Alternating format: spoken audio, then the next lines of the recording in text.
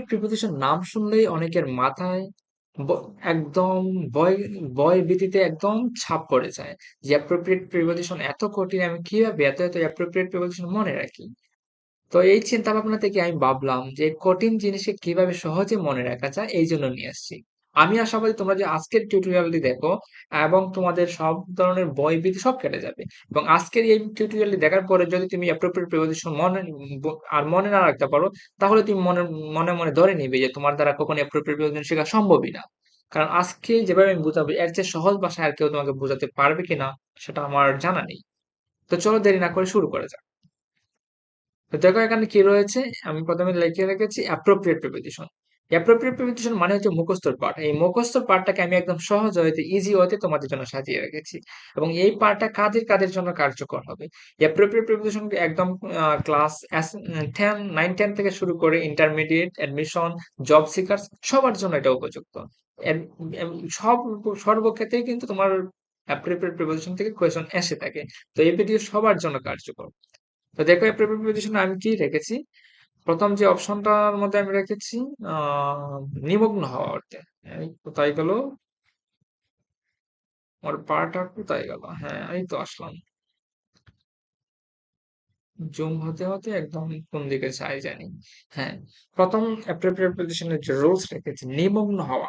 নিমগ্ন হওয়া অর্থে সবসময় ইন বসে। অ্যাপ্রোপ্রিয়েট পজিশন সবসময় তোমরা মনে রাখতে হবে। নিমগ্ন হওয়া অর্থে সবসময় ইন বসে। নিমগ্ন মানে হওয়া কি কোনো কিছুর মধ্যে নিমগ্নিত হওয়া। মধ্য মধ্য মানে হচ্ছে ইন। ইন মানে হচ্ছে কোনো কিছুর মধ্যে। যেমন আমরা রুমের মধ্যে বসবাস করি, we live in we live in room, inside the room. In মানে ভিতরে। আর নিমগ্ন হওয়া মানে কোনো কিছুর মধ্যে নিমগ্ন হওয়া। এই জন্য দেখো প্রত্যেকটা অর্থে কিন্তু নিমগ্ন। অ্যাবসর্ব অ্যাবসর্ব ইন মানে নিমগ্ন হওয়া। অ্যাসোসিয়েটেড ইন কোনো কিছু বিজনেস এর মধ্যে তুমি যখন বেশি একদম মনোযোগ দিয়ে দিবে, নিমগ্ন হয়ে যাবে, সেটাকে ওইটাকে বলা হয় থাকে নিমগ্ন হওয়া। আর যখন পার্সন থাকবে অ্যাসোসিয়েটেড, তখন ওটার সাথে উইথ বসে যাবে। Consist in. তো এখানে তোমাদের অনেকে মনে বলতে পারে যে কনসিস্টের পরে আমরা সবসময় অফ দেখে আসছি। কনসিস্ট অফ মানে হচ্ছে গঠিত হওয়া। যেমন যেমন কোন দল গঠিত হওয়া। Cricket team is cricket team consist of 11 players. মনে করি 11 জন নিয়ে একটা একাদশ তৈরি হয়। তো গঠিত হওয়া। কিন্তু কনসিস্ট ইন মানে হচ্ছে নিমগ্ন হওয়া। এনগেজড ইন ওইটা হচ্ছে নিমগ্ন হওয়া। ইনজালজ ইন নিমগ্ন হওয়া। ইনভলভড ইন জড়িত হওয়া, নিমগ্ন হওয়া। যখনই দেখবে কোন ওয়ার্ডের মিনিংটা আসবে নিমগ্ন হওয়া অর্থে, তখনই একদম তোমরা ইন বসিয়ে দিবে চোখ বন্ধ করে। নিমগ্ন হওয়া মানে হচ্ছে ইন। তার মানে এটা আশা করি আর কখনো তোমরা ভুলবে না। 2 নম্বরে দেখো কি লিখে রেখেছি, লেগে থাকা। লেগে থাকা অর্থে সবসময় টু বসে প্রিপোজিশন। আমরা কিসের সাথে লেগে থাকি? কোনো কিছুর সাথে, কোনো কিছুর কাছেই তো লেগে থাকি। কোনো মানুষের পেছনে লেগে থাকি, কোনো জবের পেছনে লেগে থাকি, কোনো একটা অ্যাডমিশনের পরীক্ষার পেছনে লেগে থাকি, কোনো কিছুর কাছে লেগে থাকি। আর লেগে থাকা মানে হচ্ছে to. Adhere to, adjacent to, cling to, contiguous to, stick to. মানে লেগে থাকা অর্থে সবসময় তোমার প্রিপোজিশন টু হবে। তার মানে বুঝতে পারছো, লেগে থাকা মানে যখন একটার অর্থ তুমি লেগে থাকা জানবে এবং সবসময় লেগে থাকা অর্থই শুধু টু হয়ে যাবে। তার পরবর্তী প্রিপোজিশন দেখো কি রেখেছি, যুক্ত করা অর্থে। মানে যুক্ত করা অর্থে সবসময় প্রিপোজিশন টু হবে। অ্যাড টু মানে যোগ করা। অ্যাডিশন টু যুক্ত। অ্যাফিক্স টু মানে কোনো কিছু ফিক্স করে দেওয়া, যুক্ত করে দেওয়া। Affix to, annex to, attach to. সবসময় যুক্ত করা অর্থে সবসময় টু বসবে। তারপরে 4 নম্বরে রেখেছি আমি রাজি হওয়া। রাজি হই কার কাছে? কেউ আমাদের কাছে কোনো প্রপোজাল করলো, তখন তার প্রস্তাবে আমরা রাজি হই। কারো কাছে রাজি হওয়া। কারো কাছে রাজি হওয়ার টু বসে। অ্যাকসেপ্ট টু, অ্যাডমিট টু মানে সম্মত হওয়া, রাজি হওয়া। অ্যাগ্রিড টু, কনফেস টু মানে স্বীকার করা বা রাজি হওয়া। কনফার্ম টু রাজি হওয়া। রাজি হওয়া অর্থে সবসময় প্রিপোজিশন টু বসে। অ্যাপ্রোপ্রিয়েট প্রিপোজিশনের পার্টটা তো অনেক লং, তাই ভিডিওটা একটু লম্বা হবে। তাই তোমাদেরকে ধৈর্যের সাথে ভিডিওটা দেখতে হবে যদি তুমি অ্যাপ্রোপ্রিয়েট প্রিপোজিশন শিখতে চাও। তারপরে 5 নম্বরে দেখো আমি কি রেখেছি, নেতিবাচক অর্থে বা নেতিবাচক অর্থে লক্ষ্য করা। মানে লক্ষ্য করার তো অনেক ধরন আছে, কেউ পজিটিভলি কেউ নেগেটিভলি। যখন নেগেটিভলি, যখন পাখি শিকার করার ক্ষেত্রে আমরা লক্ষ্য করি, যখন এইম এট তাকে গুলি করার জন্য নেতিবাচক অর্থে। এইম এট, পয়েন্ট এট, পয়েন্ট মানে শনাক্ত করা মানে তাকে লক্ষ্য করা। শাউট এট মানে চিৎকার করা, লক্ষ্য করা। থ্রো এট লক্ষ্য করা। তার মানে লক্ষ্য করা অর্থে সবসময় তোমার হচ্ছে প্রিপজিশন কি হবে? বসবে, অ্যাড বসবে, লক্ষ্য করা অর্থ। তারপরে হচ্ছে রাগান্বিত। রাগান্বিত হওয়া অর্থে সবসময় কি বসে? রাগান্বিত হওয়া অর্থে সবসময় প্রিপজিশন অ্যাড বসে। তবে ব্যক্তি থাকলে তার সাথে পূর্বে উইথ বসে। যেমন অ্যাংরি অ্যাট, কোন বস্তু, অবজেক্ট, ম্যাটেরিয়াল, অ্যাংরি অ্যাট রাগান্বিত হওয়া, অ্যানয়েড অ্যাট রাগান্বিত হওয়া, ভেক্সড, ভেক্সড অর্থ রাগান্বিত হওয়া, গ্রাম্বল অ্যাট মানে রাগান্বিত হওয়া। তারপরে হচ্ছে আমাদের কোয়েশ্চেন 7 নাম্বার, অ্যান্সার টু মানে হচ্ছে সম্মত হওয়া। সম্মত হওয়া অর্থ সবসময় উত্তর দেওয়া। আচ্ছা দাঁড়াও, এটা আমি বাংলায় তোমাদের লিখে দিচ্ছি। উত্তর দেওয়া। আহ উত্তর দেওয়া অর্থ সবসময় কি বসবে? উত্তর তযোগ তযোগ র, উত্তর। উত্তর দেওয়া। ঘ ত দ, উত্তর দেওয়া। হ্যাঁ, উত্তর দেওয়া। ওকে, উত্তর দাও। উত্তর দেওয়া অর্থে সবসময় টু বসে। আমরা উত্তর কাকে দিই? কেউ যখন আমাদেরকে কোনো প্রশ্ন করে তখন উত্তর দিই কারো কাছে। আর কাছে অর্থে সবসময় টু বসে। যেমন অ্যান্সার টু, ইনফর্ম টু অবগত করা, কারোকে উত্তর দেওয়া, অবজেক্ট টু কারোর বিরুদ্ধে কোনো ধরুন আমাদের অবজেকশন থাকলে তখন অবজেক্ট করি। তারপর reply to, explain to, respond to. Respond মানে হচ্ছে উত্তর দেওয়া, তার সাড়া দেওয়া। এক্সপ্লেন মানে হচ্ছে বর্ণনা দেওয়া, কোনো কিছু জানতে চাইলে আমরা এক্সপ্লেন করি। সলিউশন টু, কেউ যদি কোনো ধরনের আমাদের সলিউশন করতে দেয়, প্রবলেম দেয়, তখন সলিউশন করে দিই। কনসেন্ট টু মানে সম্মত হওয়া বা উত্তর দেওয়া। তার মানে দেখতে পাচ্ছ উত্তর দেওয়া অর্থে সবসময় কি বসে? টু বসে। তারপরে আসলো আমাদের কি? আবেদন করা। আবেদন করা অর্থে সবসময় কি বসে? টু বসে। আর আবেদন আমরা কাদের কাছে করি? কোনো ব্যক্তির কাছেই তো করি। এজন্য কোনো ব্যক্তির কাছে অর্থে কোনো মানুষের কাছে অর্থে টু বসে, কাছে অর্থে। অ্যাপ্লাই টু, আর যেহেতু কোনো বস্তু অ্যাপ্লাই টু সামবডি ব্যক্তির কাছে, তারপরে যে কোনো কিছু নিয়ে, কোনো বস্তু নিয়ে, কোনো জিনিস নিয়ে অ্যাপ্লাই করি, তার পূর্বে আবার ফর বসবে।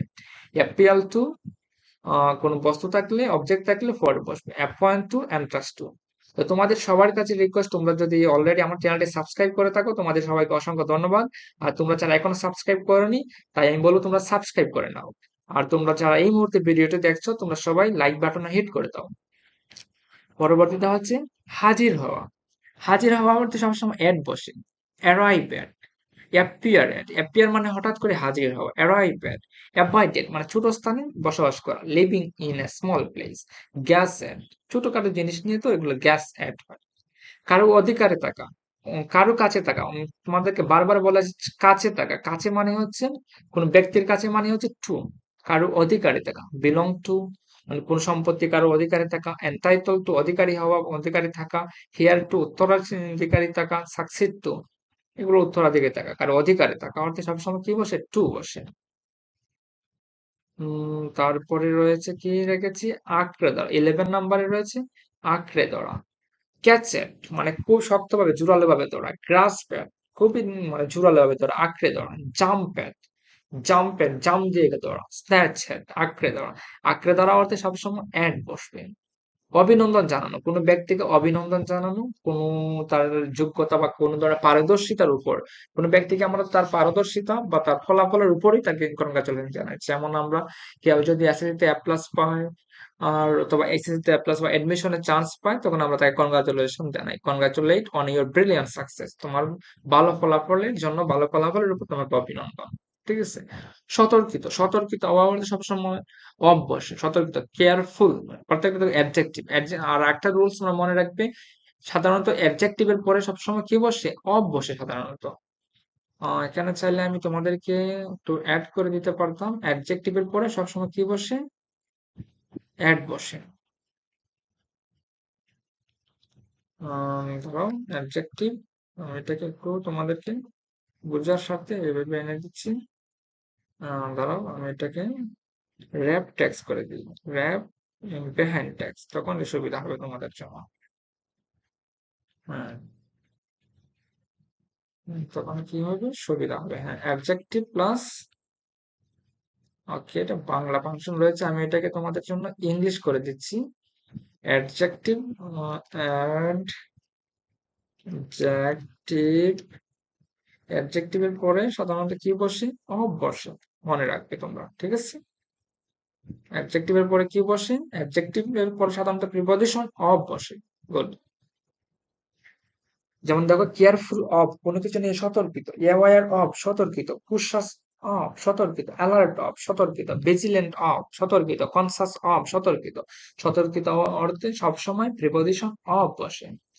নির্ভর করা, এটা তোমরা জানো, নির্ভর করা অর্থে সবসময় অন বসে। দেখো প্রত্যেকটা অর্থে নির্ভর করা, ডিপেন্ড অন, ডিপেন্ডেন্ট অন নির্ভরশীল, রেস্ট অন কারোর উপর নির্ভর করা, রিলাই অন নির্ভর করা, রেলিয়েন্ট অন নির্ভর করা, ব্যাংক অন নির্ভর করা, কাউন্ট অন নির্ভর করা, হ্যাং অন নির্ভর করা, হিং অন নির্ভর করা। প্রত্যেকটা অর্থে নির্ভর করা, নির্ভর করা অর্থে সবসময় অন বসে। তারপরে 15 নম্বরে রয়েছে সংকল্পবদ্ধ। সংকল্পবদ্ধ অর্থ সবসময় অন বসে। যেমন ডিটারমাইন্ড অন, আমি আমার উপর কি সংকল্পবদ্ধ, ডিটারমাইন্ড, আমি নিজের উপরে নিজে সংকল্পবদ্ধ, determined. Bent on, intent on, resolve on, সংকল্পবদ্ধ। তারপরে 16 নাম্বার রয়েছে উপকারী বা ক্ষতিকারক অর্থে সবসময় কি বসে? টু বসে। তবে টু এর জায়গায় ফোর এ বসানো যায়, তো টু সবসময় কারেক্ট। নাউনের পূর্বে টু বসানো যাবে, বার্বের পূর্বে টু বসানো যাবে। তবে ফোর এ বসানো যায়, ফোরটা বসবে অনলি নাউনের পূর্বে। যদি বার্ব থাকে তার পূর্বে টু, আর যদি তোমার নাউন থাকে তার পূর্বে ফোর বসানো যায়। আবার টু সব ক্ষেত্রে নাউন এবং বার্ব দুটোর ক্ষেত্রে টু বসানো যায়। দেখো এক্সাম্পল গুলো, আমরা একটু উপরের দিকে যাই। হুম অ্যাডভান্টেজিয়াস টু মানে হচ্ছে কি, এটা আমাদের জন্য উপকারী, সুবিধাজনক। অ্যাডভার্স টু, অ্যাডভার্স মানে হচ্ছে প্রতিকূল, প্রতিকূল। তারপরে হচ্ছে অ্যাপ্রোপ্রিয়েট টু, উপযুক্ত, এটা আমাদের পজিটিভলি আসছে মানে হচ্ছে উপকারী। আর অ্যাডভার্স অপকারী। তারপর হচ্ছে বেনিফিশিয়াল টু, উপকারী। কন্ডিউসিভ টু, কনজিনিয়াল টু মানে হচ্ছে উপকারী। ডিউসিভ টু এটাও উপকারী। ডেট্রিমেন্টাল টু ক্ষতিকারক, এসেনশিয়াল টু উপকারী, ফ্যাটাল টু মারাত্মক বা ক্ষতিকারক, ফেভারেবল টু উপকারী, ফেভারেবল অনুকূল, হার্মফুল টু ক্ষতিকারক, হেল্পফুল টু উপকারী। টু মানে হচ্ছে কাছে, কার কাছে ক্ষতিকারক? আমার কাছেও তোমার কাছে। এই জন্য ক্ষতিকারক কোন ব্যক্তির কাছেই হয়, ঠিক আছে না? ক্ষতিকারক কি হয়? ব্যক্তির কাছে কোনো ক্ষতিকারক হয়, কাছে। কাছে অর্থে আমি সবসময় বলে আসি টু বসে। হিন্ড্রেন্স টু মানে হচ্ছে বাধা। হস্টাইল টু মানে এখানে বাধাপ্রাপ্ত হওয়া বা ক্ষতিকারক। ইন্ডিসপেন্সাবল টু বা অব্লিগেটরি টু বিভিন্ন ধরনের বাধা। ইনিমিক্যাল টু বা hostile to, injurious to, necessary to প্রয়োজনীয়, অবস্টাকল টু বাধা, প্রিজুডিশিয়াল টু অর এটার মানে হচ্ছে হার্মফুল টু, সুইটেবল মানে উপযুক্ত, ইউজফুল টু উপকারী। ইউজফুলটা দুইবার হয়ে গেছে, একবার আমরা কেটে নিচ্ছি। তারপরে হচ্ছে